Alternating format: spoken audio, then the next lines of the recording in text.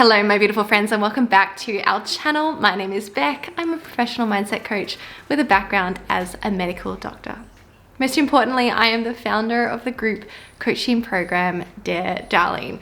We have the most brilliant group of currently all doctors, all consultant doctors in Dare Darling at the moment, doing the work every week so that they can be more self-governing in their lives, so that they can become the authority in their lives again, so that they can drive their life in the direction that they want and feel proud of the decisions that they make in their life. And for a doctor, there are a lot of decisions, a lot of dilemmas and challenges that come up in just our day-to-day lives with the challenging, high stakes and competing demands of work, and then that being paired up with all of the other challenges and desires that we have in life in general. And making decisions that we really love is such an important skill for doctors. Otherwise, with all of these demands and priorities and expectations, we can just sort of feel thrown around with the waves of life, instead of actually being the person making the decisions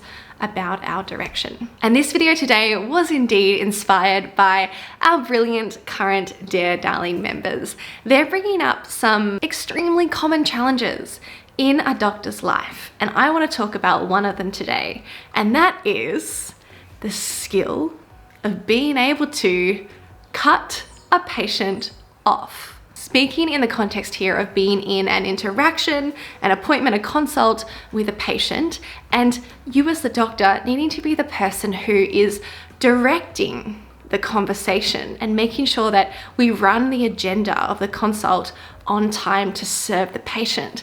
And that at times, as you know, does require you to end the patient's line of thought before they were otherwise planning to. So let's talk today about this specific skill of being able to cut the patient off, using those common terms, in a way that feels good to you, that feels right to you, so that you can do your best job as a clinician and actually serve the patient to the highest standard that you want to serve them. And so that you can run your appointments on time and get home on time and live the rest of your life, and not have to dread going to work the next day because you don't feel like you know or have control of how the day and the appointments is going to play out and run, because you're not really being the person in control in your workday. So first, of course, as always, let's establish what the actual problem is here, what the actual cause of this hesitancy or unwillingness or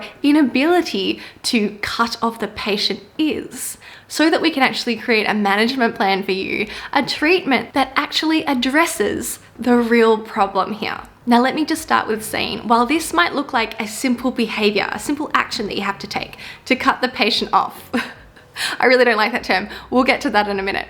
But to cut the patient off, it does seem like it's a simple action. You could just do it and that would fix the problem. Just say the words. But what we find with mindset coaching is that if you're struggling with this as an intelligent, diligent, conscientious person, it's usually not simply that you just have to do it and that will fix the problem. But what we find is underneath, there are other values-based drivers and fears as well that are actually what's making this behavior so hard for you to execute on, and what's making it so hard for you to break this habit. The best way to get to the bottom of this and to truly spend your energy in the most efficient way when tackling this problem, this barrier, this self-sabotaging behavior, the best way is, of course, to get personalized coaching. And you can come and join Dare Darling. We would just love to have you in there, adding to our community and library of wisdom and experience and perspectives and solutions. There is a link below if you know that being a part of this community and getting coaching would really help move you forwards and start being the clinician that you want to be. But in any case, today I want to discuss 3 common things that I see come up so that you can start to look at this dilemma yourself. Firstly, what we make it mean for us to be somebody who interrupts and redirects another person's, and in particular a patient's, line of thought or conversation. So I keep using this term cut the patient off. And I use that term because that's what my clients tend to use. And I do hear it often in my experience walking around the hospital. And I'm sure that I'm guilty of using the same term myself. It just feels so familiar. But the problem is when I speak those words and when my clients speak those words, when we talk about being the person directing the consult in this way, it instantly makes me shrivel and shrink and feel ick. The idea of cutting a patient off feels like it goes against my values. It feels like I'm being some kind of dictator, or I'm being inconsiderate. I'm being somebody who doesn't care about what the patient wants. This is some of the meaning that I add when I think about being the person directing the consult. And unsurprisingly, because those connotations go against my value set and the way that I want to be as a doctor, I don't want to do it, and I'm not going to do it. So this language of cutting the patient off, I want to highlight to you, is a very unuseful way of thinking about being the person directing this consult in service of the patient and in service of all the other patients that you are serving as a doctor that day and for the rest of the week and for the rest of your career. And also, it's not even a complete true way to think about this action that you're taking. So I want you to look for yourself in terms of your thoughts around cutting a patient off and your feelings around it too. And notice if the way that you're thinking about it and the feeling that that creates is something that's driving you to continue this bad habit and to not show up as the clinician that you really want to be. Be very diligent in the way that you talk about things and the way that you frame things, because we know these are the principles of mindset coaching. We know that that's going to affect your body, how you feel, and that's going to affect how you behave, including what decisions you make. Instead, I want you to take time to think about the more complete picture of what it means to be the person directing the consult. Why are you doing it? Or why do you want to be the person directing the consult, including at times directing the patient's line of thought or their conversation? And let me give you a useful shortcut here to direct your thoughts. You want to do this because it's a part of your job to collaborate with the patient and make sure that you hit all of the important points on their agenda and your agenda, or more specifically, your collaborative agenda for the time allocated. You want to direct the patient, not just to save time. That's the superficial level of the reason.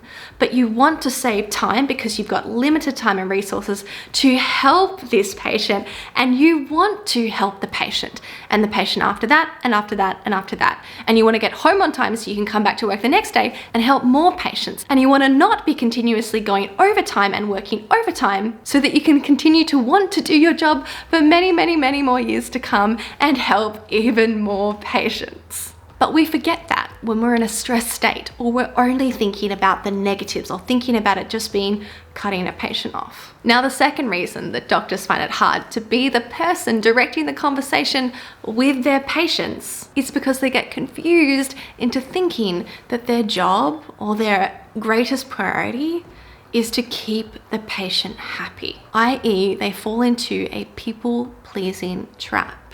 And this is a very understandable trap because as doctors, of course, we do very much want to make our patients happy. And in fact, they're some of the days that I feel most fulfilled by my work, not only when I think I've done something useful or clever, or I'm feeling academically challenged or accomplished, but it's when my patients express their appreciation for the work, when there's this kind of mutual win-win. I'm doing work that I love and I'm feeling in service, and also they really like and appreciate, they're grateful for the service that they've received. And this is a wonderful thing when it happens that way. And also, I need you to recognize when those things are conflicting, the patient being pleased with the consult, with the outcome with you, and the best service being delivered.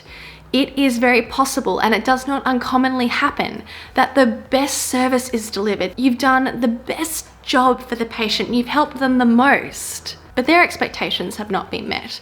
Perhaps there's some misunderstanding about what was most important or urgent. Perhaps there was a misunderstanding about what could fit into an appointment. There are so many different reasons for this. The key here is that I don't want you to be sacrificing your delivery of the best care in order to achieve this other desirable outcome of the patient being pleased. Ideally, there would be an overlap. This would be another Venn diagram situation where what is in the best service is also the thing that pleases the patient. But I need you to know this is not always the case. And I want you to ask yourself whether it's more important to you to please the patient or for you as the doctor to provide the best care that you know. You have expertise and education and an understanding in this particular area of medicine that the patient does not. And so sometimes there won't be this overlap and there won't be time for the education process to always create that alignment of expectations and desired outcomes. So this underlying issue of prioritizing pleasing the patient over delivering your standard of care can stop you from directing the conversation because you are avoiding cutting the patient off and redirecting the conversation to what needs to happen in that time for the best care to be delivered. Now, the third reason that we as the doctor don't do that work and take that position of directing the appointment, the consultation, is because sort of a combination of the first two. We don't believe that there is a way for us to execute on that is in our integrity as a caring, conscientious doctor. We are rightfully taught to listen to our patients, and there are a lot of doctors that need to do a better job of that. Certainly I've had experience, even myself, of feeling dismissed and not listened to by a healthcare worker.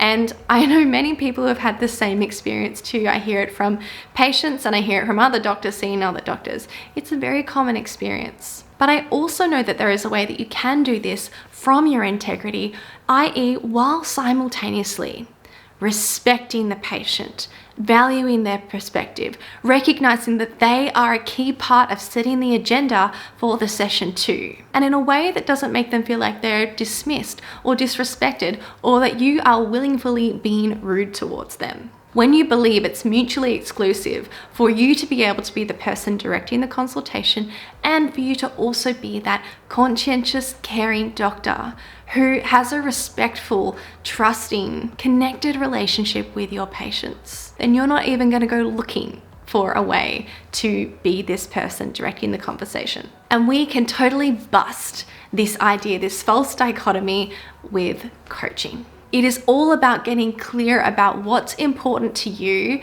and understanding why you make these decisions so that then you can feel proud and compelled, motivated to do it. Let me set you off on the right track here. So having addressed those three reasons, you're already going to be starting to clear up some of the false thoughts, some of the false assumptions, some of the misunderstandings and misinterpretations, the untrue stories that come with what it means to be the doctor who is directing the consultation. And cleaning that all up is one critical part of being able to finally show up as the doctor that you want to and finally run on time, give the level of care that you want to give to your patients, and be able to live the rest of your life and be confident in your ability to do that again the next day at work and not feel like your day is so out of control. The other part of the work that I want you to do is to really understand why you want to run on time. Why do you want to direct the conversation with the patient? Because the reason doesn't end at,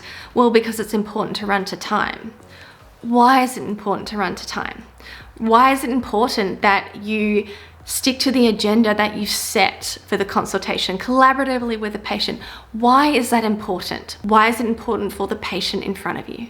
Why is it important for the other patients that you want to see that day? Why is it important for the other patients that you'll see for the rest of your career? Why is it important for you to model that for the other people around you? Why is that important for you to live to that standard in our healthcare system in general?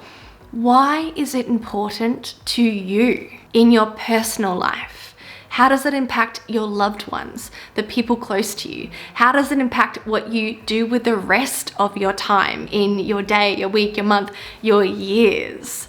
What is the impact and the importance of you directing the conversation with your patient. When you get really clear on that, you will connect with these values that are highly compelling to you. You want to do it for the patient. It's not something that you're doing to the patient or taking away from the patient. You're doing this for the patient to get the best care. You're doing it for all of your patients to get the best care. And you're doing it so that you know for yourself that you can put your head on a pillow at night and be proud of the work that you offered your patients. And so many more reasons that I would love for you to explore. All right, my beautiful friends, if you know that this is the work that you need to do to create that natural, intrinsic motivation for you to show up as the doctor that you want to be, then you can come and join us in Dare Darling. We talk about this and so much more in terms of the day in the life of a doctor and how to show up in a way that you're proud. Thank you guys so much for watching. Like and subscribe if you want to see more videos like this, and I will see you in my next one.